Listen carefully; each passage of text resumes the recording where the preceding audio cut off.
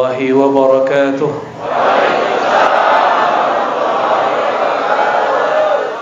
الحمد لله الذي أبرزنا في آخر الزمان من أمة سيدنا محمد صلى الله عليه وسلم، والحمد لله الذي جعلنا ممن فرح بمولد نبينا محمد صلى الله عليه وسلم، والحمد لله الذي هدانا لهذا وما كنا لنهتدي لولا أن هدانا الله. أشهد أن لا إله إلا الله وأشهد أن محمدا عبده ورسوله. اللهم صل وسلم وبارك على سيد الوجود سيد القونين سيدنا محمد وعلى آله وأصحابه ولبيته والمهدي خليفته وسلم. Pak Kiai Lukman yang dimuliakan Allah, ya, semoga tetap istiqomah dalam dakwahnya.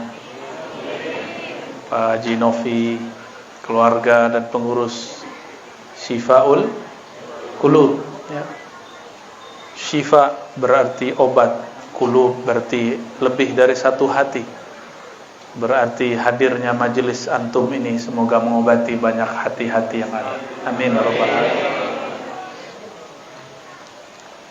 Tema kita malam ini mengenai ikhtiar memakmurkan masjid, tempat beribadah kepada Allah dengan zikir, salawat dan ta'lim. Maka ayat yang paling pas mengenai hal ini adalah surah At-Taubah. Innama, ayat berapa itu? Pakai 17 ya. Innama ya'muru masajidallah. Sesungguhnya hanyalah, di situ ada lil hasr.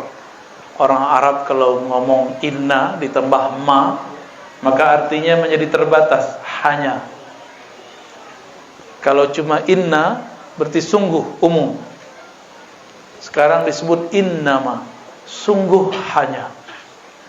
Ya'muru masajidallah, yang makmurkan masjid-masjid Allah. Man amana billah, orang-orang yang qalbunya ada iman, kepercaya kepada Allah Subhanahu wa ta'ala.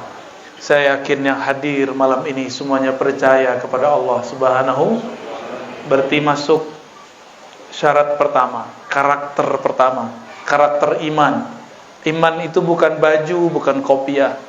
Iman itu tasdik bil qalb, ada rasa percaya di kolbu. Berarti man amana urusan kolbu. Wal yaumil akhir, dan percaya kepada hari akhirat. Percaya kepada hari akhirat membuat kita kemudian hati-hati. Bab akhirat itu sering kita mulai di dalam sholat kita dengan bacaan Maliki Yaumiddin. Orang-orang yang mengerti ayat ini, dia akan muncul rasa takut atas semua yang dia buat, yang dia makan. Karena Allah lah pemilik hari akhirat. Dialah yang nanti menghisap setiap makan yang kita makan. Itu baju yang kita pakai itu ditanya semua, tuh lama pertanyaannya itu. Antum pakai jam ditanya, handphone ditanya, kopiah ditanya. Yang paling lama ditanya tuh handphone. Buka apa aja, baca apa aja, paling lama dibaca.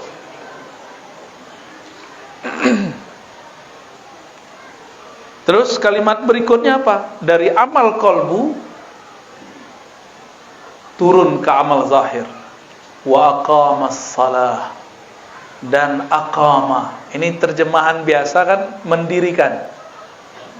Orang kita ini kalau mendirikan terbayang sama dia bangunan, ya. Aqama itu berarti berusaha menyempurnakan sholat. Berarti dia belum merasa benar-benar sholat, baru berusaha. Kalau orang-orang yang merasa sudah sholat itu munafik. Hati Pak, ibu-ibu yang baca sholawat mana orangnya? Oh, di luar. Itu cowok apa cewek? Ibu-ibu, mantap. Kalah bapak-bapak ini. Masa ibu-ibu bisa sholawat, bapak nggak bisa ya? Wa aqamas shalah. Ini belum, jarang orang memperbaiki terjemahan ini. Bukan memperbaiki, merevisi. Di zaman dulu aqama, mendirikan, orang faham. Tapi zaman sekarang mendirikan kok mirip dengan mendirikan masjid ya. Beda. Aqama yakni al-kasbu, al-ikhtiyar, al-mujahadah, usaha fi itmamis salawat, untuk menyempurnakan salat. Makanya orang-orang ini tidak pernah merasa salatnya sudah sempurna, dan tidak pernah merasa dirinya sudah benar-benar salat. Karena yang merasa sudah salat itu wailun, fawailul lil musalli. Maka celakalah bagi orang yang merasa dirinya salat. Hati-hati nih, sedikit saja, tipis sekali. Kita kalau sudah merasa salat, terus ada orang dengar cerita si fulan wali Allah, yang pertama kita perhatiin salat dia. Kalau kita nggak melihat secara kasat mata dia salat, kita bilang masa wali begitu. Padahal belum tentu dia tidak salat seperti yang kita lihat. Jadi tolong para kiai, para masyaikh, para tuanku, ya, tuan guru, buya-buya, nerjemahkan aqama itu yang benar. Aqama, berusaha menyempurnakan salat. Berarti dia sadar salatnya tidak sempurna. Yang tadi salat isya, salatnya sempurna enggak? Khusyuk enggak, Pak? Khusyuk apa kusut? Jujur ya. Jujur aja lah, khusyuk apa kusut? Mulai dari awal takbir sampai assalamualaikum, berapa persen ingat Allah? Nabi dalam hadis Tabarani mengatakan di akhir zaman itu sebagian orang cuma dapat bagian salatnya 10%. Usyur 10. Ada yang dapatnya 1/8. Ada yang dapatnya 1/20, ada yang 1/30, ada yang setengah. Nggak dapat semua. Itulah makna ayat tadi. Tapi orang munafik merasa sholatnya diterima, merasa dirinya sholat. Maka nanti kalau pulang subuh-subuh tuh, itu ujian aqamas salah. Subuh-subuh kita keluar ke masjid. Pas balik dari masjid kita lihat, kok tetanggaku belum bangun ya? Munafik kayaknya. Terbersit rasa sok suci, lalu mengatakan tetanggaku munafik. Kan ada hadis 2 salat yang berat bagi orang-orang munafik. Al-isya was subuh. Isya dan subuh. Tetanggaku munafik. Berarti dia udah merasa salat. Ini gawat itu. Hati Pak ya. Di tahun-tahun sebelumnya cuma karena beda coblosan itu bisa nggak nyolatin orang kalau mati. Ini gawat itu. Itu berbahaya sekali. Di mana ulama-ulama Ahlus Sunnah saat itu? Bingung saya itu. Saya bingung lihatnya. Tapi mereka pada takut dibentak jamaah. Takut diturunin dari mimbar oleh jamaah. Ya salam. Saya mau tanya sama antum, ada nggak di kitab fikih nyoblos? Ada nggak di Quran beda partai, beda pilihan, beda iman? Nggak boleh disolatin, ada nggak? Menyedihkan sekali. Kemana ulama-ulama Ahlus Sunnah kita? Semuanya termakan hoax. Yang dulu hoax itu pernah diperlakukan kepada para sahabat Rasulullah. Sehingga Sayyidatuna Aisyah perang dengan Sayyidina Ali. Sayyidina Ali perang dengan Sayyidina Muawiyah. Sahabat perang karena hoax. Mau nanti diulang lagi 2023, 2024. Beneran? Mau janji? Nih coba ingat-ingat kata ini saya ulang-ulang dimanapun sekarang. Beda politik bukan beda iman. Coba diulangi. Ya. Kenapa? Karena dalam ajaran Ahlus Sunnah, coba buka semua ayat, semua hadis, semua kitab-kitab Ahlus Sunnah, tidak ada di situ syarat ahlus sunnah itu coblosannya sama, partainya sama. Nggak ada. Aisyah masih ahlus sunnah nggak ketika berperang dengan Ali? Ali masih ahlus sunnah nggak ketika perang dengan Muawiyah? Yang nggak ahlus sunnah itu yang mengkafirkan mereka semua, namanya Khawarij. Antum yang mana yang ngafir-ngafirkan? Jangan ulangi kesalahan itu. Untung orang Indonesia adem-adem, nggak emosional seperti di sana. Dan untung di negeri ini tidak bebas pegang senjata. Di Yaman semua orang boleh pegang senjata, udah kayak bawa sendok aja, biasa bawa. Di Mesir boleh. Alhamdulillah di negeri kita dibatasi itu. Dan ini nikmat besar dari Allah Subhanahu wa taala. Wa aqamas shalah, mereka berusaha menyempurnakan salat. Kapan sempurna salat kita? Kapan sempurnanya? Anta'budallah ka'annaka tarah. Engkau ibadah, menyembahnya seakan-akan melihatnya. Jika tidak, yakinilah bahwa dia melihatmu. Ada yang bisa lihat Allah? Berarti yang lihat Allah siapa? Allah juga. Maka anta'budallah itu engkau menyembahnya seakan melihatnya. Engkau melihatnya dengan pandangannya. Jadi siapa yang memandang? Allah juga yang memandang. Karena la tudrikul absar wa huwa yudrikul absar. Allah itu tidak dapat dicapai oleh pandangan orang yang memandang, tapi pandangannya meliputi semua pandangan. Kalau Allah pinjamkan pandangannya itu, sifat basarnya kepada kita, baru kita bisa melihat Allah Subhanahu wa ta'ala.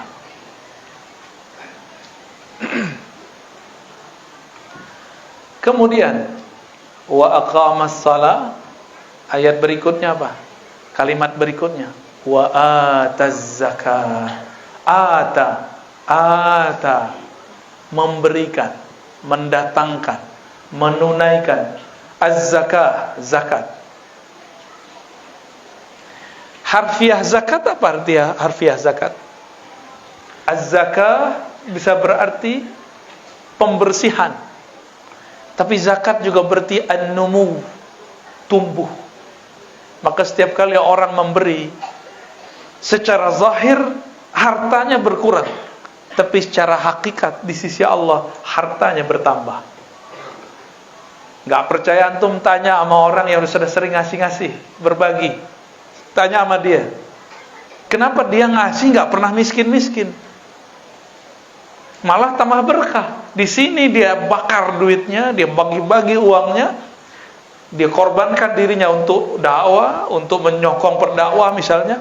Tapi di tempat lain Allah akan sokong dia. In tansurullah yansurkum. Jika engkau menyokong Allah, membantu Allah, Allah akan membantu.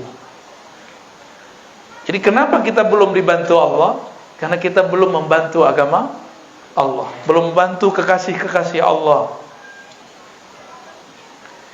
Salat itu hubungan hamba dengan Allah, sedangkan zakat hubungan makhluk dengan makhluk, sempurna.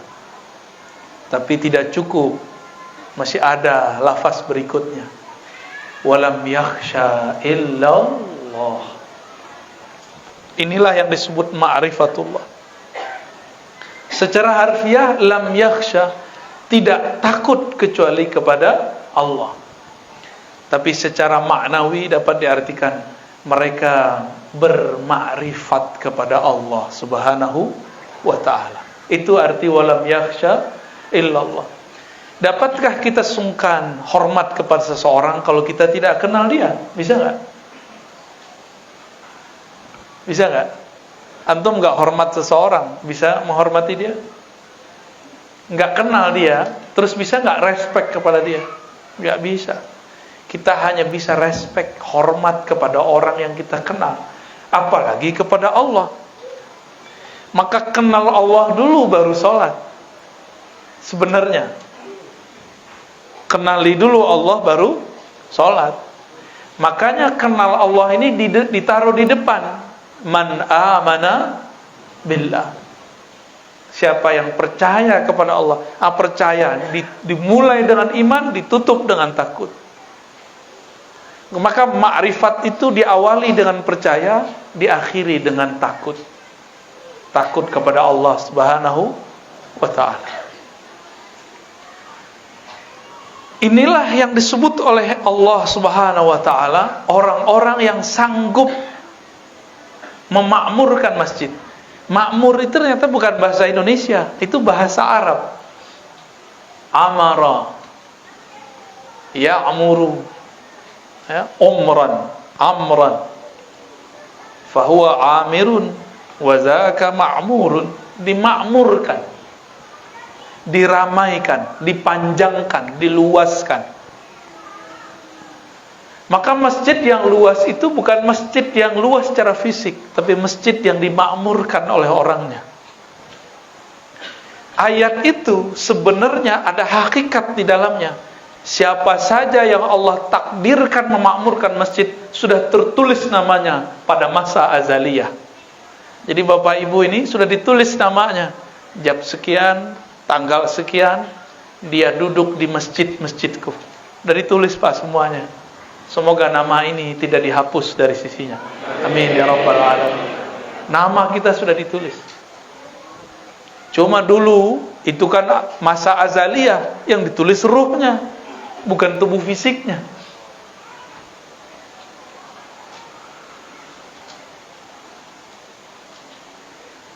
Dalam sebuah hadis Imam Tirmidzi disebutkan bahwa Nabi SAW, kata Abu Sa'id Al-Khudri, bersabda,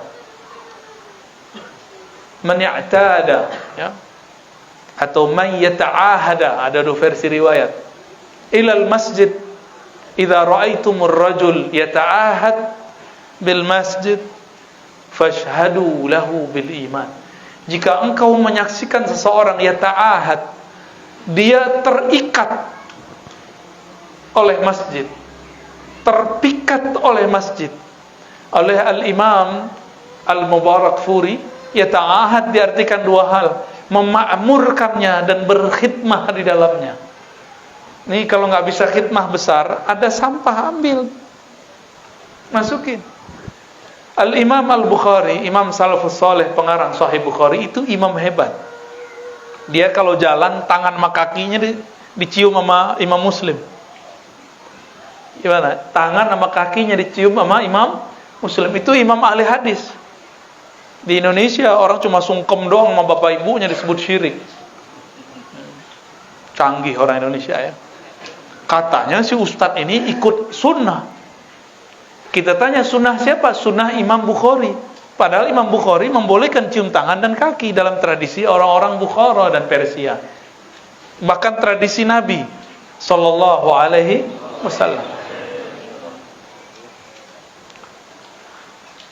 Nabi mengatakan siapa yang khidmah ke masjid, itu maknanya fashhad lahu bil iman. Saksikan bahwa dia beriman. Makna kedua, siapa yang engkau saksikan, engkau lihat bahwa dia ini terpikat hatinya di masjid, fashhadu lahu bil iman.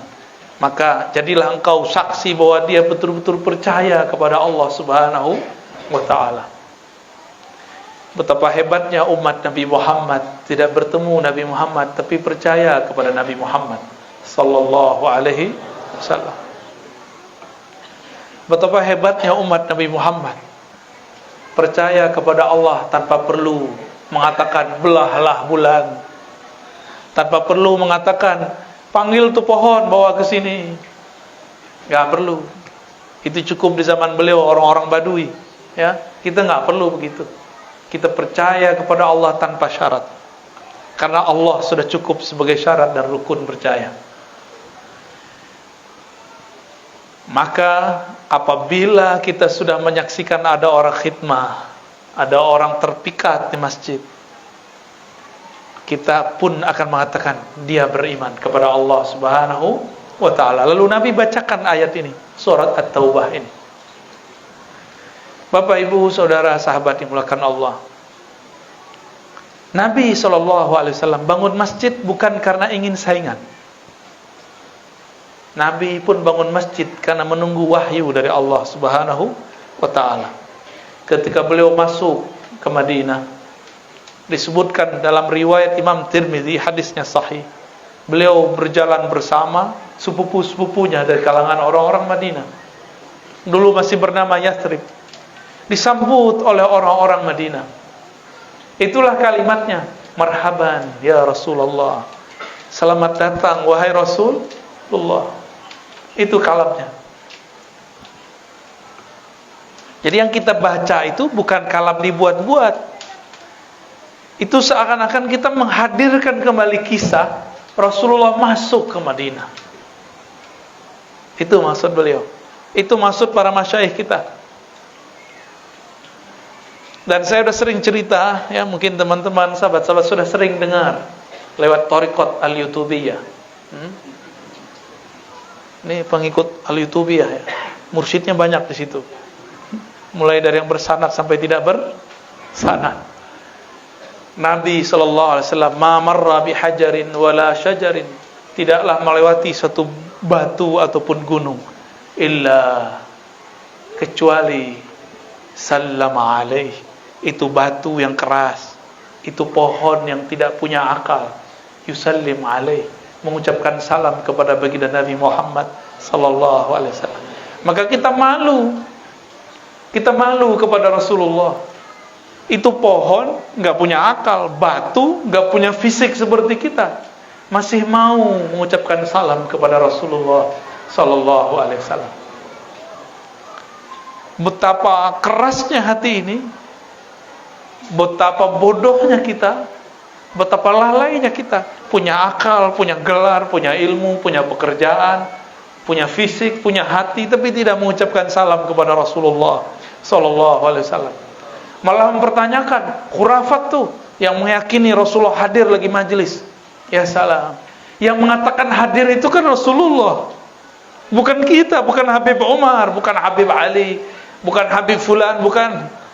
Yang mengatakan hadir menjawab saat seorang bersolawat itu Rasulullah sallallahu alaihi wasallam. Apa kata beliau? Ma min ahadin, tidaklah ada seorang kamu, yusallim alayya, mengucapkan salam kepadaku, illa raddallahu alayya ruhi, kecuali Allah kembalikan ruhku.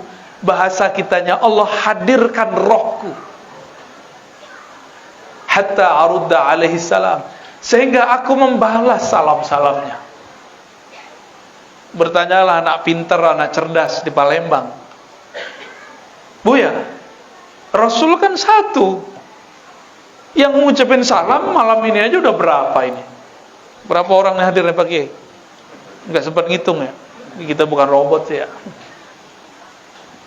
Gimana cara membalasnya? Itulah dijawab dengan syair yang antum baca tadi. Tala'al badru alaina. Kita juga baca tadi, dibaca enggak tadi? Anta syamsun, anta badrun. Matahari mengeluarkan pancaran sekali, kenal semuanya. Benar enggak? Apakah berkurang matahari dengan banyaknya orang yang mendapatkan cahaya matahari? Paham maksudnya? Itulah makna anta syamsun. Wahai Rasulullah, engkaulah sang pelita matahari, sang surya, yang cahayamu sekali menyembur, sekali keluar, dapat memenuhi semua hajat orang yang berhajat. Jadi nggak usah suuzon, berprasangka Nabi nggak bisa jawab. Rasulullah itu pelita, syamsun. Rasulullah itu bahkan kalaupun gelap, badrun. Apa maknanya? Kalau terang, orang semuanya baik, Rasulullah pelitanya. Kalaupun gelap, masih Rasulullah juga yang memberi syafaat. Itulah makna Al-Badr. Al-Badr itu adalah sebutan Rasulullah yang juga merupakan nama dari Al-Imam Al-Mahdi fi akhir zaman. Apa arti Badr? Dalam gelapnya alam semesta masih ada pantulan cahaya matahari. Jadi cahaya bulan itu cahaya matahari juga, benar nggak? Ini cara memahami imam akhir zaman, ntar. Cahaya rembulan itu cahaya matahari juga. Kapan dia bercahaya? Jika alam semesta gelap. Itulah yang disebut jahiliyah. Dan jahiliyah ini akan terjadi 2 kali. Jahiliyah pra-bi'tsah, sebelum Nabi diutus. Dan ada jahiliyah akhir zaman. Jahiliyah akhir zaman itu udah berkopiah, udah pakai baju koko, udah pakai sarung, tapi nggak mengerti, ya. Udah pakai celana tapi jingkrang, ya. Udah berjenggot, udah semua, tapi dia nggak ngerti juga bagaimana cara berkoneksi kepada Rasulullah Sallallahu Alaihi Wasallam. Itu kalau Nabi ngomong, tidaklah kamu mengucapkan salam kepadaku, melainkan Allah kembalikan, Allah hadirkan, arudda ala ruhi, raddallahu alaihi ruhi, Allah kembalikan rohku, lalu aku membalas salamnya. Masih kurang yakin nama hadis ini hadis Imam Abu Dawud, seperguruan dengan Imam Bukhari, menulis kitab judulnya Sunan Abi Dawud. Hadisnya sahih. Kalau Nabi ngomong, antum percaya nggak? Kalau antum nggak percaya Habib Umar, boleh, nggak apa-apa. Habib, manusia. Sekarang yang ngomong Rasul, percaya nggak? Bahwa beliau hadir kalau orang mengucapkan salam. Tapi di kolbu yang tidak gelap, di kolbu yang mau menerima Syamsun dan Badrun, kolbu yang tidak menutup kolbunya dari cahaya pelita ataupun pantulan pelita Al-Badar. Maka kalau orang-orang yang kolbunya benar-benar terang, itu disebut nama Rasulullah saat lagi mahal qiyam. Sebenarnya dia nggak tahan untuk menahan kerinduan kepada Rasulullah Sallallahu Alaihi Wasallam. Bapak Ibu yang dimuliakan Allah. Jadi apa ikhtiar kita untuk memakmurkan masjid? Amalannya tadi, ajarkan ilmu iman di sini. Maka harus ada ajaran tauhid, ahlus sunnah wal jamaah. Ada kalimat yaumul akhir, berarti di situ ada ilmu tentang akhir zaman. Harus ada ilmu akhir zaman yang benar, bukan cocok logi. Masih ingat beberapa tahun yang lalu, awal-awal pandemi, kita ditakutkan semua, bukan kita, antum aja ya, aneh nggak takut. Antum ditakutkan semua oleh berita, oleh seorang, bahkan beberapa orang dai yang mengatakan terjadi dukhon pada bulan Ramadan pertengahan tahun itu. Bener, pada ketakutannya sampai ke sini. Betul-betul antum nih suka hoax, ya. Hoax aja ditelan, ya. Dan itu nggak minta maaf loh. Revisi semalam sebelumnya, terus bilang, oh enggak, hadisnya dhaif, tapi dia mengatakan siap-siap beli pangan. Akhirnya terjadilah panic buying. Istilahnya benar nggak begitu? Buying panic apa? Orang panik beli, habislah beras di beberapa tempat. Dikira mau kiamat, ya salam. Nggak ada minta ampun kepada Allah, tidak ada minta maaf kepada Rasulullah, tidak ada minta maaf kepada umat Rasulullah SAW. Ini kan yang nyebarin kekacauan di tengah umat namanya. Kalau di surat An-Nur berbahaya itu orang-orang yang menyebarkan antasyi'a al-fitnah, ya, yang menyebarkan fitnah di antara orang-orang beriman. Nggak ada kata maaf. Pernah dengar nggak? Ada dengar nggak? Jangan-jangan udah kena hoax baru lagi antum. Ada hoax baru lagi. Di akhir zaman Nabi suruh kalau terjadi huru-hara di mana-mana, maka pergilah ke dalam hutan. Maka dia sekarang buat perumahan akhir zaman di tengah bukit, di tengah hutan. Nabi nyuruh sendiri-sendiri masuk hutan. Ini buat perumahan akhir. Namanya rame-rame gak? PA gak tuh? Gimana? Nabi suruh sendiri-sendiri masuk ke dalam hutan. Kalau dia buat perumahan di tengah hutan, sama aja. Ada juga yang buat bunker-bunker di bawah rumah, ya salah. Ada juga yang beli emas Kalau orang Jawa kan enak, nggak perlu dibeli ya. Kayak beliau nih udah jadi emas. Kalau di Batam abang ya, abang bakso. Panik, nggak tahu cara untuk menuju kepada Allah Subhanahu Wa Taala. Akhirnya mau cari referensi. Ketemulah, wah kita harus hidupkan lagi dinar. Ya salah.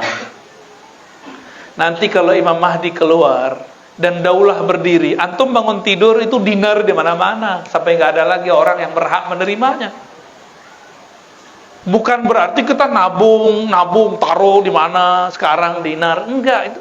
Nanti itu dinar ada, emas ada, perak ada, duit ada, tapi makanannya nggak ada. Jadi nggak bisa pakai tabungan emas, apalagi Kang Mas. Gak bisa. Tolong jangan panik kalau belajar akhir zaman. Harus ada materi itu di sini. Kajian akhir zaman yang sahih. Ya, jangan cocok logi, pakailah kitab Tazkirah Imam Al-Qurtubi, cocok sudah. Ya. Kalau enggak pakai Mukhtasar Imam Sya'rani terhadap Tazkirah Al-Qurtubi. Ada kan kitabnya. Jangan cocok logi. Jadi masjid ini jangan kemudian menjadi penyebab orang halu. Harus menjadi penyebab intelek kita naik. Orang yang tambah datang ke masjid tambah waras gitu seharusnya. Bukan malah tambah ketakutan. Gimana ntar Dajjal keluar, terus antum punya tabungan emas, gimana? Bisa selamat pakai emas? Waduh, ada beberapa kajian ya salam. Nanti itu ya terjadi paceklik. Ya paceklik kan masalah pangan nanti. Orang nggak butuh lagi nanti duit, nggak butuh. Maka tolong hidupkan kajian iman kepada Allah, kajian akhir zaman. Al-yaumil akhir. Kajian akhir zaman itu ada dua, ada pra kiamat, ada setelah kematian dan kiamat. Alam barzakh. Wah, itu seru tuh ngajinya. Padang mahsyar. Lebih asik lagi. Coba antum kalau baca hadis tentang alam kubur, pertanyaan pertama di kubur apa? Kamu salafi enggak? Kamu jemaah tabligh enggak? Kamu syafi'i enggak? NU enggak? Enggak ditanya. Pertanyaannya gini gak? Khatam Quran berapa kali bro? Nggak ada. Udah haji berapa kali? Haji 2 kali, Haji Muhyiddin. Nggak ditanya. Nggak ditanya. Pertanyaannya apa? Man rabbuka? Siapa Rabbmu? Siapa tuh? Ya orang zat yang kau sembah. Rabb, pemilikmu. Zat yang mengendalikanmu, yang kamu sembah, yang kamu rindui, yang kamu harap, yang kamu gantungkan harapan kepadanya. Siapa? Bos, pasangan, orang tua, jamaah. Siapa? Itu enggak, yang jawab bukan lidah ini. Yang jawab kolbu. Karena kolbu itu enggak bisa bohong di situ. Mangap-mangap ya, digampar sama antum. Udah ngelihat itu filmnya orang barat tuh, Thor namanya, tahu Thor? Tuh si Thor tuh punya pentungan, bukan pentungan tuh apa namanya? Hammer. Itu lebih cakep, lebih gede daripada itu. Punyanya Mungkar Nakir tuh. Nggak bisa jawab. Wah, kepala itu hancur kepala. Hancur kepala. Ada yang berani? Maka sekarang jangan sibuk hanya ilmu-ilmu kulit, harus mulai masuk kepada ilmu ma'rifatullah, mengenal Allah Subhanahu wa ta'ala. Antum hafalan berapa ntar gak ditanya. Maka yang hafiz sama yang gak hafiz, kalau gak kenal Allah sama melaratnya di sono. Lo kan Quran memberi syafaat. Quran itu untuk dihafalkan atau untuk difahami? Cara memahami itu pertama menghafal, membaca, ya. Tapi jangan berhenti di situ. Kalau menghafal, lebih kenceng handphone kita. YouTube aneh tuh, 30 juz, gak berhenti-berhenti. Mungkin YouTube masuk surga duluan. Bukan itu. Quran itu bukan untuk sekedar hafalan, tapi untuk peringatan gitu. Jadi jangan senang dulu anak kita sudah hafal sekian. Lihat dulu akhlaknya. Lihat dulu akhlaknya. Ya, banyak sekarang ya, ada yang nantang-nantang anak-anak ribat ya, santri-santri ribat. Sebenarnya nantang saya. Kata dia, gua hafal 30 juz, berani coba. Ya salah, dia sombong pakai hafalannya. Ya, berani coba sama saya. Kata dia itu, saya hafal 30 juz. Ya salah. Apakah begitu Rasulullah mengajarkan orang hafal Quran? Baru baca 30 juz udah berani nantang-nantang debat. Ya. Ditanya apa yang ente hafal, bisa jawab nggak? Jadi kalau mau menghidupkan Quran, jangan hanya menghidupkan tahfiznya, tapi harus masuk kepada tafaqquh fid din, wajib hukumnya. Memahami agama. Adakah perintah di dalam Al-Quran menghafalkan tanpa memahami? Ada nggak? Nggak ada. Yang ada tafaqquh. Tafaqquh itu menghafal masuk di dalamnya, belajar masuk di dalamnya. Ditolong para masyayikh, para kiai, hidupkan tahfiz plus tafaqquh fiddin. Jadikan itu jargon. Karena pembeda tentara Dajjal dengan tentara Al-Mahdi di akhir zaman cuma tafaqquh. Paham atau tidak, cuma itu aja bedanya. Sama-sama hafal soalnya. Dulu sudah berhasil bunuh Sayyidina Ali. Sama-sama hafiz Quran. Sayyidina Ali hafiz Quran, yang bunuh hafiz Quran. Gimana tuh? Ya. Udah jam 9 pakai. Wa aqamas shalah wa ataz zakah. Itu ada ilmu di situ, ilmu syariat dan hakikat.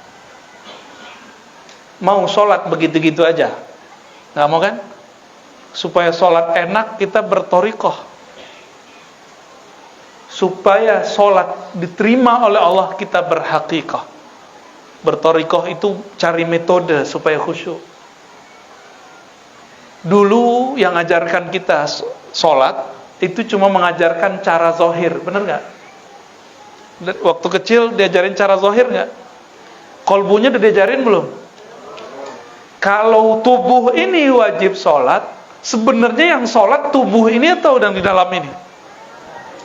Ya, yang disebut aku, wajah tuh, aku hadapkan diriku kepada pencipta langit dan bumi.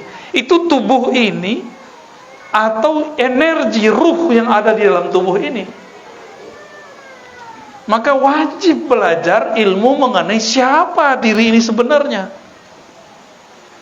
Maka di masjid ini wajib belajar tentang ma'rifatun nafs, ilmu mengenal diri, karena itulah satu-satunya pintu mengenal Allah Subhanahu wa ta'ala. Yang sudah pernah kuliah S1, S2, S3 udah kenal Allah belum? Belum tentu. Karena di kampus mengenal akal, diri yang akal, baru diri yang zahir. Diri kita itu ada jiwa, berkaitan dengan tubuh. Ada akal. Akal ini gelarnya doktor tuh. Jadi doktor tuh bukan gelar mursyid ya, DR ya. Itu nggak laku dalam kubur itu. Jadi nanti dalam kubur malaikat nggak akan nanya ya dokter Razi, nggak laku. Buyanya nggak masuk tak dalam kubur. Jangan-jangan nama ini nggak laku juga. Jadi yang sudah beryuforia dengan gelar-gelar akademiknya, gelar-gelar keagamaannya, tunggu dulu, itu gak laku masuk ke alam kubur. Lakunya cuma di jamaah antum. Dokter lakunya di kampus. Ya. Dokter lakunya di mana? Di kampus. Di sini aneh, kenapa ada dokter kan? Kan gak perlu di masjid ada dokter, itu gak perlu. Emang mau ada ujian skripsi di sini? Kan gak perlu. Apakah kalau saya sadar saya dokter, saya kenal diri? Belum. Jangan-jangan tambah sombong, terbersit di hati, aku lebih tinggi kuliahnya daripada yang lain. Sombong jadinya. Makanya kalau pas kenalan coba aja lihat, saya Dr. Rozi, itu kena tuh dah. Kena udah. Saya Kiai, saya Buya, ya salam. Kalau Bapak Ibu lain, saya Pak Haji, Pak Haji Muhyiddin. Itu sholatnya protes tuh. Gue sholat 5 kali nggak disebut-sebut katanya.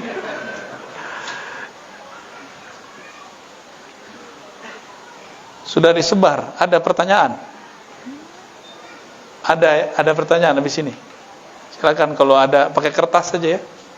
Ini orang Melayu itu semuanya negeri kata-kata. Kalau udah kasih mic nggak selesai-selesai ngomong, malah numpang tua, ya. Numpang publikasi. Itu dari mana-mana tuh. Saya udah jalan ya. Riau, Sumatera Barat. Tuh kalau dikasih mic tuh, masya Allah. Belum dipersilakan udah ngomong duluan. Tapi orang Batam ini karena sudah banyak majemuk di sini, mungkin sudah beda kali ya. Ya, ada pertanyaan? Tafadhal.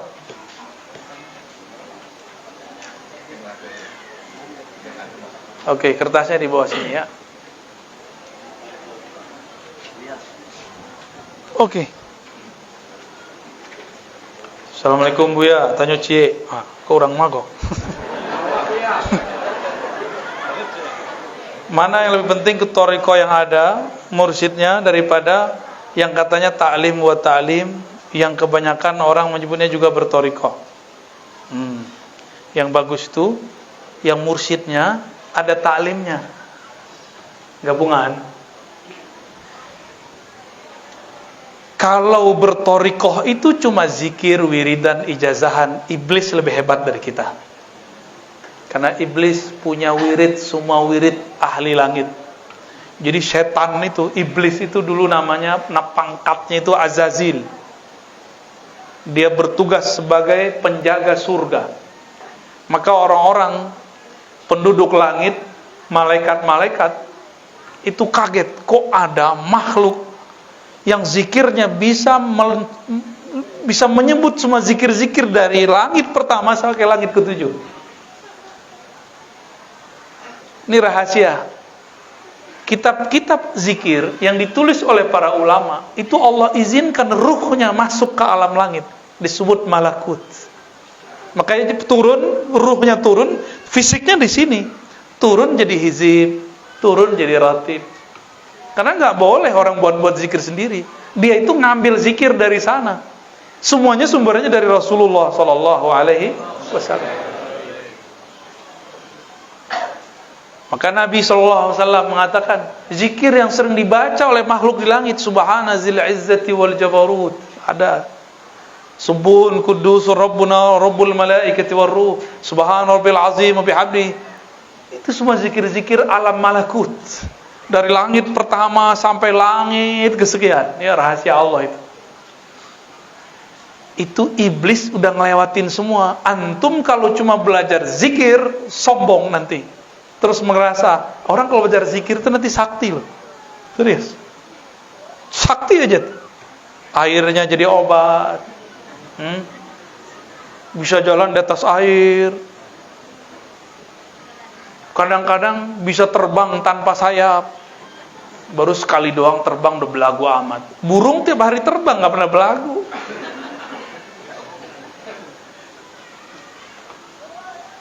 Jadi yang mana yang bagus? Ikut thariqah yang mursyidnya buat ta'lim. Itu yang benar, digabung. Mursyid ini bertingkat-tingkat juga. Dokter aja bertingkat kok. Ada dokter umum, ada dokter yang sudah spesialis. Ada dokter yang mal praktek, ada nggak? Bener kan? Ada dokter-dokteran, ada juga ya. Ada ngangkat-ngangkat dirinya sendiri jadi dokter, ada juga. Ada yang cuma baca Tibun Nabawi, terus udah jadi kayak dokter, mendiagnosa penyakit orang. Baik, gitu ya. Yang bertanya Cie.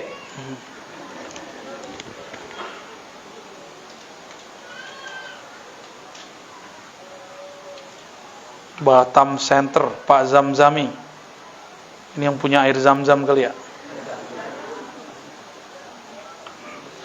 Pertanyaan, nafas kita yang turun naik, wah, naik turun tangga maksudnya. Hati yang berkata-kata dalam diri kita, apa dan siapakah mereka? Hantu kali. Bagus pertanyaannya. Nafas yang menghirup, naik, keluar, turun. Ada yang nafasnya ke atas, maka disebut turun. Jadi nggak salah pertanyaannya. Ya. Yang nafas itu betul paru-paru secara zahir, lewat hidung secara zahir. Tapi siapa yang membuat dia bisa ngembang, ngempis? Jantung berdenyut, memompahkan darah. Siapa yang gerakin? Saya debat panas selama dokter. Ibu-ibu, Bu, Dok, itu yang gerakin jantung kamu siapa? Gerak motorik. Ya gerak motorik itu apa? Ya namanya gerak motorik. Ya berarti kamu taklid juga. Taklid kepada penemu istilah gerak motorik. Gerak motorik itu dalam bahasa kita disebut ruh. Apa sebutannya? Ruh. Getaran itulah yang kemudian membuat ada gerakan-gerakan di dalam tubuh ini. Kalau ruh ini Pak ditiup oleh Allah. Hembusannya, ruh itu hembusan Allah, bukan zat Allah ya. Jangan salah paham. Ada yang mursyid salah paham sama saya. Dikira ruh itu dia pakai ibarat rokok dipotong dua. Oh, kamu meyakini ruh itu potong dua ya? Separuh Allah, separuh kamu. Loh, itu dalil rokok, gak ada dalilnya. Kalau di Quran surat Sajadah, surat Shad, surah Al-Hijr, nafakhtu fihi min ruhi. Aku hembuskan ruhku, hembusanku. Aku tiupkan hembusanku. Bukan zatku. Tapi hembusan itu bersumber dari zatnya. Karena sengaja Allah Subhanahu wa taala menitipkan itu ke dalam diri ini. Faja'alnahu sami'an basira, karena hembusan itu manusia dapat mendengar. Jadi yang mendengar itu si ruh tadi. Yang melihat itu ruh tadi. Sayangnya ruh ini tidak diberi kesempatan melihat lebih luas. Dia cuma diberikan kesempatan melihat pakai mata. Para ruh itu bisa memandang tanpa mata ini. Bapak Ibu kalau tidur bisa ngelihat sesuatu nggak? Waktu mimpi bisa ngelihat sesuatu mimpi. Matanya kebuka atau ketutup? Kok bisa ngelihat sesuatu? Khayal? Bukan. Itu asli. Bahwa kita punya alam lain di dalam diri kita ini. Kalau lagi dikejar anjing, si guguk dalam mimpi, lari nggak? Itu nyata berarti. Dalam mimpi ditinggal kekasih, nangis nggak? Maluluang. Bener nggak? Saya waktu kecil, saya mimpi mak saya meninggal. Tapi meninggalnya baru 2 tahunan sebelumnya. Kebetulan kita ada keluarga sebenarnya di sini, cuma nggak pernah ketemu ya. Insya Allah ketemu nanti, insya Allah. Itu ibu saya meninggal dalam mimpi, saya nangis. Bangun tidur saya lihat mak saya masih hidup. Lah, kok nyata di alam mimpi itu? Tapi kok pas bangun, Imam Ghazali kasih kaidah. Kalau orang masuk ke alam malakutnya, itu alam malakut namanya. Kalau enggak alam carut marut. Maka di saat itu dia memandang apa yang dia pandang di dalam itu zahir, nyata.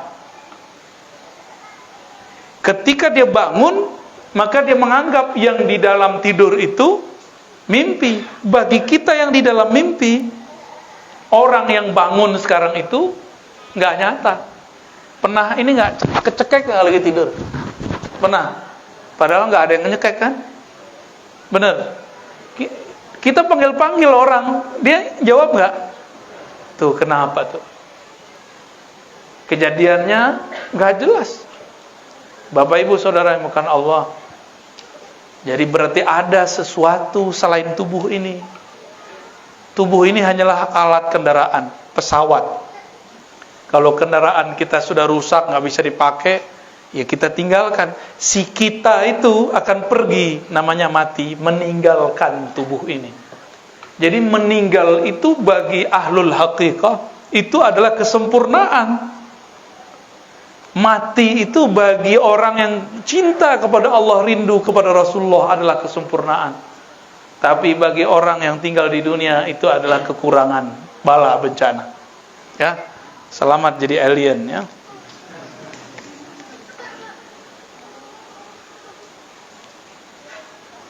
Ana pribadi belum mengetahui pengajian ma'rifat.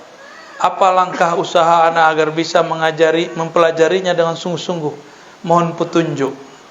Kalau mau jadi dokter, kemana? Ke dukun.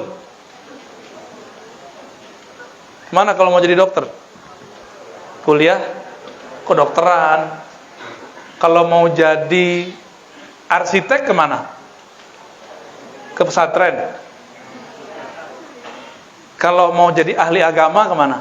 Ke pesantren. Jangan kebalik-balik. Jangan kebalik-balik. Ingin mengenal ma'rifatullah, ma'rifatullah itu nggak ada sekolahnya kecuali wali-walinya. Yang kenal Allah kan cuma wali, bukan dokter. Yang kenal Allah bukan kiai, wali. Wali itulah yang disebut al-ulama warasatul anbiya. Ulama itu kalau terjemahan bebasnya keluarga para nabi. Pewaris itu keluarga bukan? Maka ulama itu adalah keluarganya para nabi. Selamat kalau jadi ulama. Nabi itu di dalam dirinya ada nubuat. Nubuat itu artinya ma'rifatullah fi qalbih. Ma'rifat Allah dalam kalbunya. Maka sebelum Nabi Muhammad, siapa saja yang kenal Allah, dia nabi. Siapa saja yang kenal Allah, dia nabi. Setelah Nabi Muhammad wafat, setelah beliau muncul, la nabiyya ba'di, tiada lagi nabi setelahku. Hatta law nazala sayyidina Isa fahuwa waliyun min awliya'i ummati sayyidina Muhammad. Kalau Nabi Isa turun, pangkat kenabiannya tidak dipakai lagi. Beliau statusnya sebagai wali.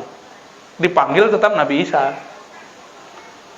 Cuma tidak berlaku kepada umat Nabi Muhammad sallallahu alaihi wasallam.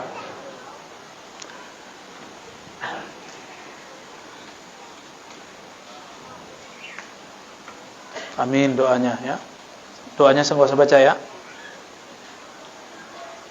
Apa hukum ketika tahiyat akhir saat salam kita menundukkan kepala ke depan terlebih dahulu baru terus ke depan lagi? Itu gimana caranya itu? Lalu ke kiri. Apakah sah salat kita? Gimana caranya Pak Kiai? Nundukkan terus maksudnya apa itu? Nggak ngertian itu ya. Thariqah baru ya, mazhab baru, mazhab al-Batamiyah. Salat itu yang tenang. Jangan gerak-gerak aneh-aneh. Hatta gerak-gerak begini itu nggak usah. Tapi kalau di kolbunya bergetar, tangannya kemudian bergetar, boleh. Saya pernah mengalami itu. Di kolbu itu bergemuruh nama Allah. Tangannya begini terus. Itulah hadisnya. Nabi ketika saat tasyahud bergetar tangannya. Yuharrikuha. Tapi di hadis yang lain, la yuharrikuha, tidak menggerakkannya. Maka kita gabung hadisnya sama-sama riwayat Imam Nasai. Bergetar karena kolbunya bergetar. Diam karena kolbunya tenang. Itu ahwal. Enggak dibuat-buat begini. Litordis syayatin. Untuk tort. Apa arti tort? Ngusir setan. Lah itu malah ngundang setan. Coba antum kalau gini-gini, ada di samping, mata ngelirik nggak? Pasti. Anda sedang diuji ya.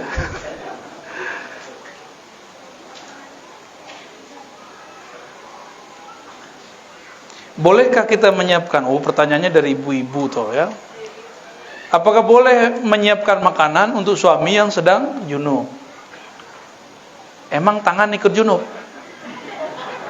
Junub kan yang mana ya?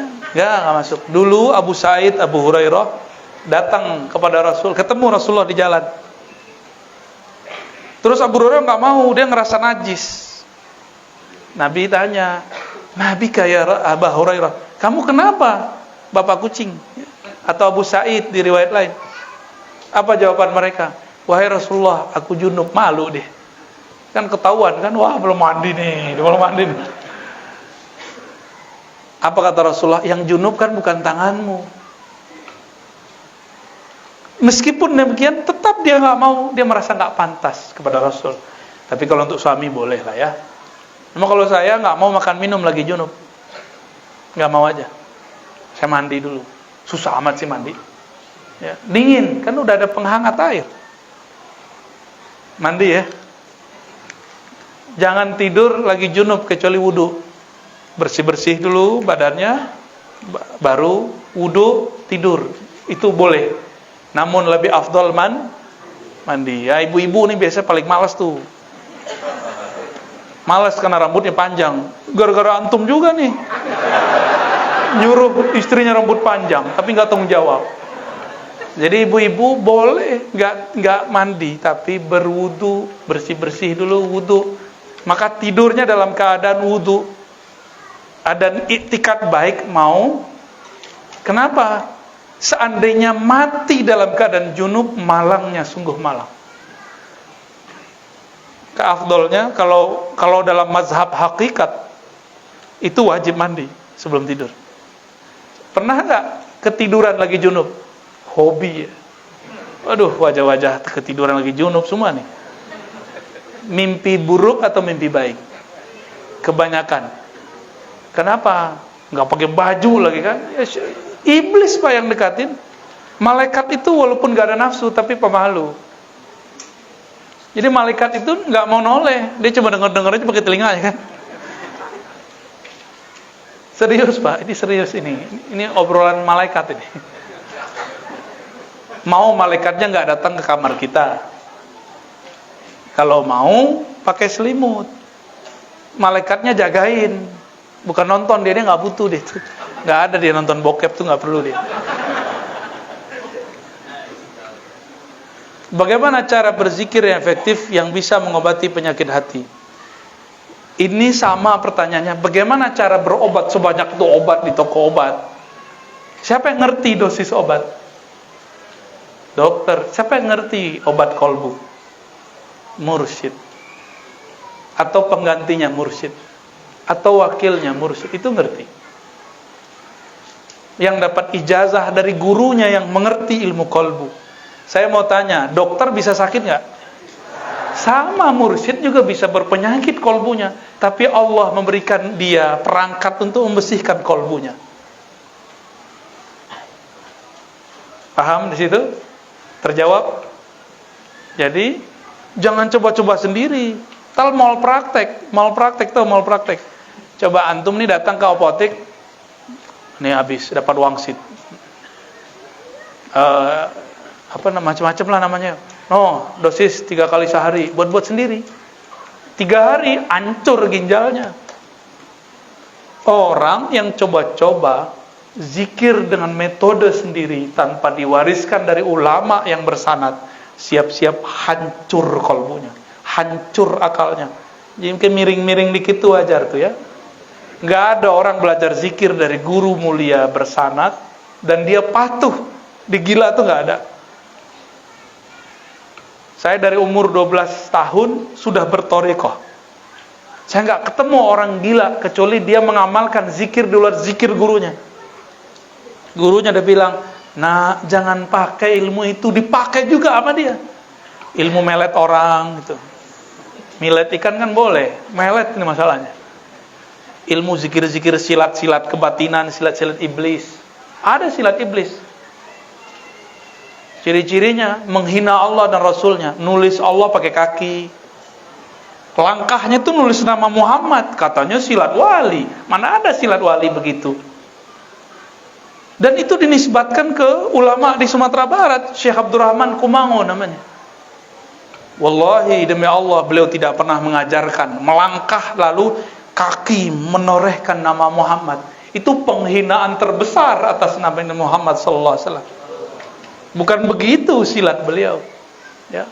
Diamalin sama kawan kita, ya nggak jelas dia. Akhirnya jadi pemarah, emosinya berlebihan. Kalau marah udah nggak kayak orang. Gak kayak orang, marah udah berubah dia. Orang kalau kebuka mata batinnya kelihatan kayak guguk, kelihatan kayak ular. Ya apa aja ngambil dia kan, ngambil karakter dia. Nauzubillah min dzalik. Hati-hati, hati-hati. Maka bermursyid itu yang utuh, jangan setengah-setengah. Kita kalau ke dokter nggak serius nggak sembuh. Adab-adab berzikir.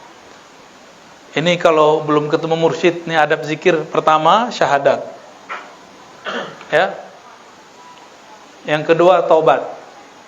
Yang ketiga syukur. Syukur itu dengan cara bertawassul. Kirim Fatihah kepada Nabi. Tanda terima kasih kepada Nabi. Kirim Fatihah kepada ulama-ulama yang mengajarkan kita. Tanda berterima kasih kepada ulama. Man lam yashkurin nas lam yashkurillah, kata Rasulullah. Siapa yang tidak berterima kasih kepada manusia, maka tidak berterima kasih kepada Allah. Manusia yang paling berjasa mengenalkan kita kepada Allah siapa? Rasulullah SAW. Maka beliau paling berhak dapat salawat, paling berhak dapat Fatihah. Lalu baca salawat. Setelah itu zikirlah subhanallah, alhamdulillah, Allahu akbar, terserah. Zikir yang pernah dipelajari. Ya, zikir-zikir umum aja dulu. Kalau kita sakit, nggak berani ke dokter, belinya sakit pala nih. Biasanya beli obat sakit pala kan, yang dijual di umum kan, boleh nggak? Boleh. Zikir subhanallah, alhamdulillah, wala ilaha illallah itu zikir umum. Ada di mana aja ada. Ya, yang itu boleh dipakai tanpa guru, tanpa mursyid. Oke, cukup. Masih ada lagi? Panen nih orang Batam nih. Baru kali ini saya jawab sebanyak ini nih. Dalam ma'rifat ilmu, apakah syariat, maksudnya apa? Dalam ma'rifat ilmu, apakah syariat tarekat itu berdiri sendiri? Wah, ini udah dijawab tadi ya, di MUI. Silakan dilihat video MUI tadi. Ada videonya? Ada. Bagaimana cara membedakan mimpi bertemu Rasul, apakah benar atau tidak? Mimpi bertemu Rasulullah Sallallahu Alaihi Wasallam. Rasulullah itu mengatakan, aku sudah ada, Adam baina ma'in utin. Adam belum ada. Berarti waktu itu apa yang ada? Ruhnya. Ketika orang bermimpi, dia masuk ke alam ruh, atau minimal ke alam malakut, alam malaikat, atau alam jabarut, alam arwah-arwah suci. Maka Allah izinkan kadang-kadang, jika kolbunya ada kerinduan kepada Allah, kepada Rasul, dipertemukan dengan ayah, ruhnya. Dalam ilmu hakikat, sumber ruh kita dari pancaran nur Nabi Muhammad SAW. Maka disebutlah Rasulullah itu Abul Arwah, bapaknya ruh. Rindu gak sama ayah? Rindu gak? Beneran? Bener. Dulu kita pernah ketemu loh ruh kita sama beliau. Tapi antum ketika diinstal ruhnya ke dalam tubuh, ditiupkan ke dalam tubuh, terjadi kegoncangan. Si otak tidak kenal siapa bapak ruh, karena otak ini fisik. Maka wajib belajar mencari hakikat, mau pulang kemana dia. Kita kalau pulang ke kampung bukan? Kampung ruh kita di mana? Kalau kampung Pak Kiai Lukman, Jawa mana Pak Kiai? Jepara, Jawa Tengah. Kampung antum mana? Waduh, Jawa juga, Jawa Timur. Jawa Timur. Ente kampung Sibolga. Kampung Kampar. Batu Sangkar. Ini mana kampung? Jakarta. Lah orang ke Jakarta dia ke sini. Ini kampungnya mana nih? Gak jelas deh. Rindu nggak pulang kampung? Kalau ada yang bayarin tiket pulang pergi gratis, mau nggak? Mau? Dasar matre.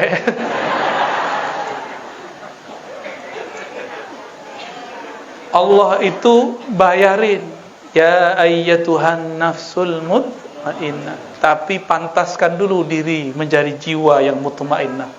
Siapa mutmainnah? Yang kenal nama-nama Allah. Lalu nama itu dia masukkan ke dalam kolbunya sehingga jiwanya menjadi tenang. Disebut an-nafs al-mutmainnah. Dipanggil undangan langsung dari Allah. Allah yang Maha Qadim dengan kalam qadimiyahnya berkalam, irji'i ila rabbiki radiyatan mardiyah. Pulang kampunglah ke hadirat Rabbmu. Irji' bahasa Arab pulang, kembali. Kalimat pulang kembali berarti Allah mengakui dulu ruh kita pernah ada di sana. Irji'i, pulang. Beda dengan izhab, pergi, itu beda. Ayatnya irji apa izhab? Irji. Kata mak kita, nak pulanglah ke rumah. Ya, mak saya udah nggak ada lagi yang begitu. Ya, udah wafat beliau. Rindu saya beliau ngomong begitu. Pulanglah nak, walaupun sehari. Itu ibu yang ngomong. Nangis kita kalau ingat. Gimana kalau yang berbicara Allah Subhanahu wa ta'ala? Wahai ruh-ruh yang aku tiupkan, pulanglah ke hadiratku. Pulanglah ke ayah ruhmu. Kembalilah ke hadiratku. Pulang kampung bahagia enggak? Bahagia. Maka kebahagiaan ruh itu kalau dia berpulang kepada bapaknya, kalau dia kembali kepada ibunya, menemui sang penghembus awalnya. Kul huwallahu ahad. Itulah yang disebut inna lillahi wa inna ilaihi raji'un. Maka tidak semua orang mati itu inna lillah. Tergadai dulu karena man rabbuka. Beruntunglah orang yang waktu di dunia kenal Allah. Dia cari peta pulang kampung. Bahkan dia memantaskan dirinya dengan izin Allah, mendapatkan undangan dari Allah menjadi an-nafs al-mutmainnah. Ini baru COVID udah klusak-klusuk. Baru PHK udah mau bunuh-bunuh orang. Baru cerai udah mau bunuh diri. Baru patah hati, belum jelas juga mau jadi laki bebini, udah mau bunuh diri. Ya salah. Gaji gak naik-naik, stres. Gimana mau jadi mutmainnah? Kedepan kita gak tahu apa yang terjadi. Coba ikrarkan di kolbu dari sekarang. Rabbku, penciptaku, tempat aku berharap cuma Engkau ya Allah. Gak ada yang lain. Bukan duit. Maka kalau duit berkurang, gak berkurang harap kepada Allah. Sakit, sehat, senang, susah, itu bukan Tuhan kita. Tuhan kita cuma Allah Subhanahu wa ta'ala. Bapak Ibu yang dimuliakan Allah, ini masih terus lagi nih, ada pertanyaan lagi nih. Waduh, eman gak dibaca ya. Ini surat cinta ini. Bener, komunitas gerakan cinta masjid. Nah, Kabupaten Karimun, itu pulau ya. Pulau yang berapa? 3 jam? 2 jam? Lumayan juga kalau berenang mati duluan tuh. Izin bertanya, bagaimana strategi menyatukan visi misi golongan muda dengan golongan tua dalam memakmurkan masjid? Silaturahim. Jangan debat. Anak muda tuh harga yang tua. Yang tua tuh kasih kesempatan pada yang muda. Coba nih, Pak Kiai walaupun masih pakai handphone, bisa nggak ngurus-ngurus beginian? Nyambungin ke YouTube, ke Facebook, ribet nggak? Ribet. Biar mereka yang ngurus. Jangan kita nggak percaya sama anak muda. Anak muda itu, mereka kalau diberikan kepercayaan, itu satu tantangan dalam dirinya. Kita kan pernah muda semua. Saya aja masih muda kok. Yang tua no. Masih muda juga kok, ubannya belum ada. Silaturahim. Anak muda ini kurang silaturahim, ngerasa yang tua-tua kolot. Orang tua mana mau dibilang kolot. Anak muda kata orang tua dibilang bandel, kurang ajar. Anak muda mana mau dibilang begitu. Maka perlu silaturahim. Bangun jalinan kasih sayang, ya. Apa kata Nabi? Laisa minna man lam yahtarim kabirana wa lam yarham saghirana. Bukan umatku yang tidak hormat kepada yang tua, yang tidak sayang kepada yang muda. Sayang, hormat itu silaturahim, ya. Semoga ada jalinan, bukan rapat loh Pak ya. Silatur bukan rapat. Kalau rapat debat mulu, nggak jadi-jadi masjidnya, rapat mulu. Terus terakhir, alhamdulillah. Ini pertanyaannya berbahaya ini.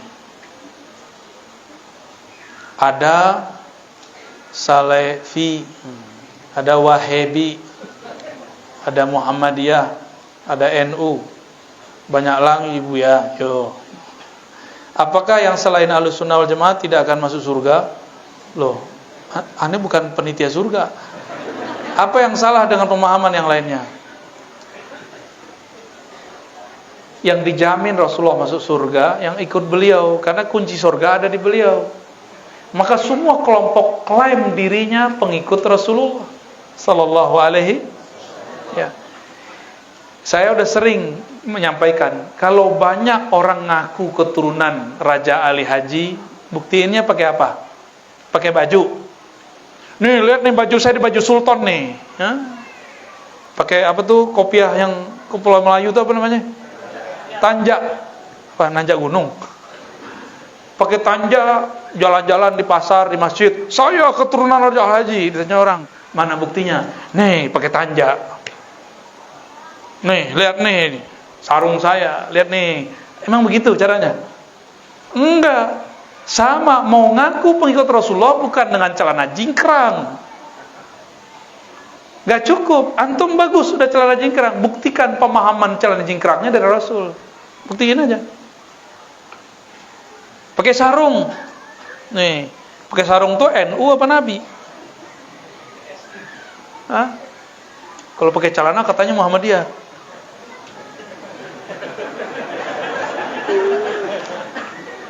Lah, gak ada. Itu celana sama sarung udah ada sebelum NU Muhammadiyah. Bener gak? Dulu Kiai Ahmad Dahlan pakai sarung loh. Cuma karena orang Muhammadiyah ini sering, karena punya kantor, orang NU punya pesantren.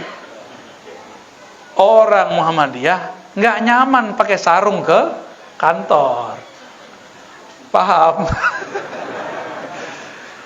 Saya pernah ngisi kajian di pusat kajian Muhammadiyah.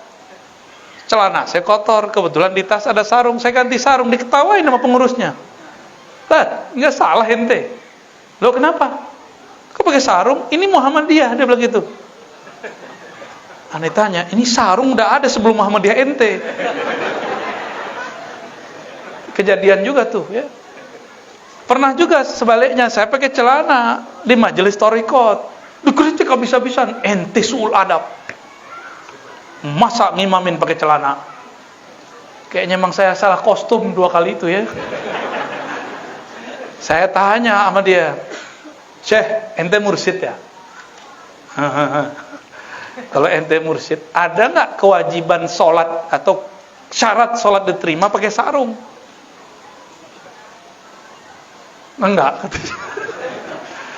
Oh ya udah, kan ilmu thariqat itu untuk mengetahui sholat diterima apa enggak. Saya mau nanya, adakah ajaran dauh para masyayikh dulu, taklim-taklim mereka yang mengatakan sholat kalau mau terima pakai sarung? Yang ada sholat kalau mau diterima tutup aurat, benar nggak? Sah namanya. Diterima nanti kolbunya urusannya. Selain Ahlus Sunnah, mampir dulu ke neraka. Nah, masalahnya orang yang sudah ngaku NU, Muhammadiyah, Salafi, benarkah mereka ini Ahlus Sunnah? Tinggal cek sanadnya ada nggak, nasabnya ada nggak. ngaku habaib tapi nggak punya nasab, bisa nggak? Modal hidung mancung, dia nih mancung lumayan, tahu-tahu Batak. Ya. Orang Batak tuh senang loh disebut Batak. Ya, tapi kalau di beberapa kampung Batak loh itu ngejek tuh. Ya, padahal Batak itu keren. Ya. Horas, bah. Ya. Kira-kira seperti itu ya. Punyakah sanad? Dan ternyata kita baru saja mengkaji di MUI tadi. Ternyata ulama MUI-nya tawadu ya, alhamdulillah. Mau dengerin saya yang masih bodoh ini, masih kecil. Mereka kan tua-tua semua tuh. Ya, mau dengerin kita yang masih bocah kecil, alhamdulillah. Ya, kita berbagi. Dan saya sampaikan bahwa pembuktian klaim itu nggak cukup dengan berbaju, berpakaian. Cukup itu dengan nasab. Ini sekarang nih terakhir. Ini teman saya yang hidung mancung nih, kita kasih dia serban, kita kasih dia gamis, kasih tongkat, Habib. Jadi Habib langsung nggak dia dengan baju begitu? Tanya dulu, fam ente apa? Ada nggak namanya di Robito Alawiyah? Nggak? Kalau nggak ada, itu namanya Habiban, Mbeb panggilannya. Ada orang ngaku dengan sarungnya bahwa dia ahlus sunnah. Ada yang ngaku dengan celana jingkrangnya dia ahlus sunnah. Sama, buktiin aja sanadnya dari mana. Ini ada di kitab bahwa kalau berpakaian terus jingkrang.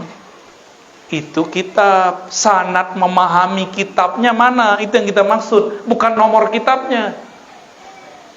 Jadi bedakan dalil dengan sanad memahami dalil. Itu dua hal yang berbeda. Dan Imam Ibnul Mubarak mengatakan al-isnad minad-din. Berguru bersanad itu separuh agama. Jadi yang hijrah, perhatikan guru kita siapa, jangan ikut-ikutan. Tanya ke batin kita. Kok saya hijrah malah tengkar sama saudara, nggak baikan sama teman, musuhan sama orang di masjid. Ini hijrah apaan? Rasulullah itu hijrah ke Madinah baik-baik dengan ini, baik-baik dengan itu. Bukan hijrah model celana, bukan, nggak ada Nabi hijrah begitu. Ini berkali-kali kita sampai biar jangan gagal fokus. Soalnya Pak G nggak berani bilang, nggak berani kan nyindir-nyindir jikrang kan nggak berani dia. Kalau saya kan dulu pengamal Pak saya dulu. Ada 2 tahun celana saya jingkrang dulu. Tapi bertambah gak iman? Enggak nambah, malah tambah sombong. Kalau ada imam masjid celananya di bawah mata kaki, itu saya jadi imam. Malah gitu. Wallahi saya dulu pernah begitu. Waktu kita mau ngisi kajian di Mampang, Jakarta, saya telat. Masbuk, orang udah selesai semua. Kita satu rombongan, tebak celana di bawah mata kaki. Jenggot lumayan ada jenggot, tapi nggak cukup. Saya pakai kopiah, tiba-tiba ada yang nyelonong dari tempat wudhu, celananya jingkrang, nggak pakai kopiah, jenggotnya lumayan, tapi panjangan saya. Dia merasa, komat. Horor amat nih imam. Cuma karena celananya jingkrang, dia merasa aja berhak jadi yang ustadz kan saya di situ. Ego kita muncul tuh. Tapi saya istighfar, ya Allah, ampun ya Allah. Saya yang komat. Itu cara saya menghabisi ego itu. Saya ketawa dalam hati. Dulu gua begini, ya Allah. Saya malu di situ, ya Allah, dulu saya begini, ya Allah. Dia baca Allahu Akbar, ya Allahu Akbar. Tambah ketawa, sholat kalau ketawa saya nggak pakai. Jadi ketawa itu saya tahan-tahan sampai pengajian mulai, baru saya keluarin ketawanya.